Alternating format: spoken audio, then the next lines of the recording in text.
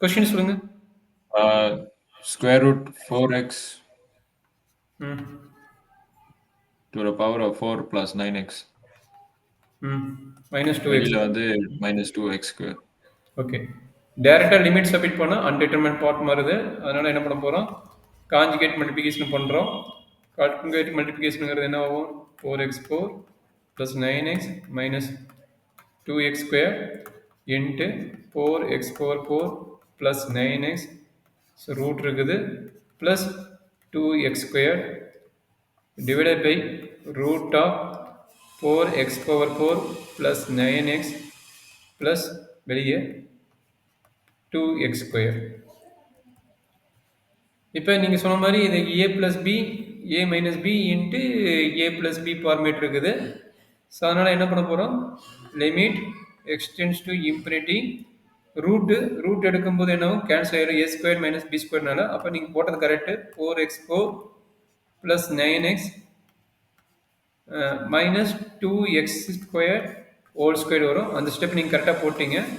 Divide by denominator அப்படியே தான் இருக்கும், root of 4x4 plus 9x plus 2x square.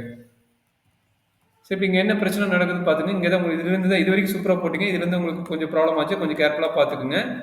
என்னாச்சுன்னா 4x4 plus 9x minus 4x4 plus 4x4 minus 4x4 cancel ஆயிரும், divided by 4x4 plus 9x plus 2x square. கரெக்டுங்களா? இது வரைக்கும் ஓகேங்களா? இப்போ கன்வீனியாக இருக்கிறீங்களா? ஓகே. இப்போ அடுத்த ரெண்டு ஸ்டெப் தான் உங்களுக்கு கொஞ்சம் டிஃபிகல்ட்டாக இருக்குது, கொஞ்சம் கேர்ஃபுல்லாக பார்த்துக்குங்க. Limit x tends to infinity 9x divided by, நம்ம ஆல்ரெடி பார்த்தது என்னது, ஐஎஸ் பவரை வந்து வெளியே எடுப்போம். ஐஎஸ் பவர் என்னது, இங்கே எக்ஸ் பவர் 4. அப்போ என்னாச்சு, ரூட் எக்ஸ் பவர் 4 வெளியே எடுத்துட்டேன்.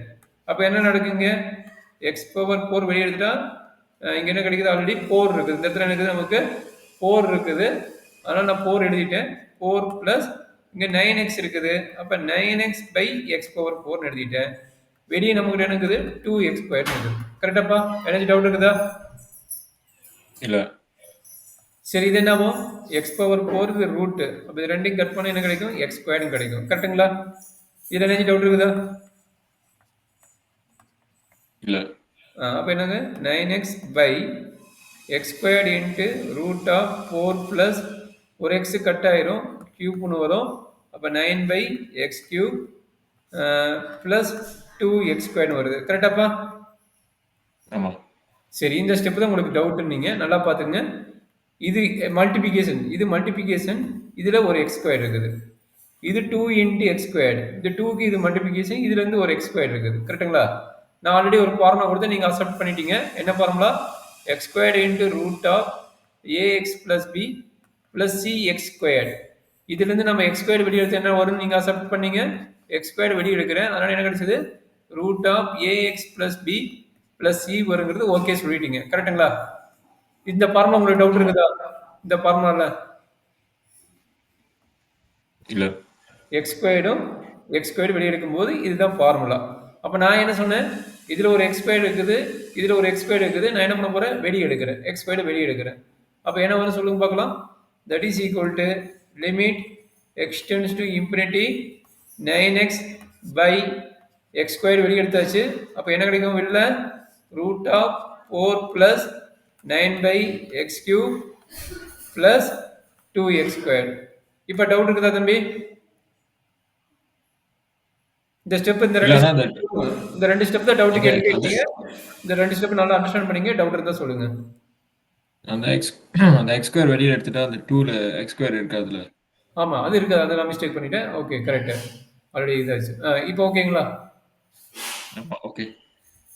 இப்போ இந்த டேம் கான்செப்ட்டுக்கு இது formula accepted, so no issues.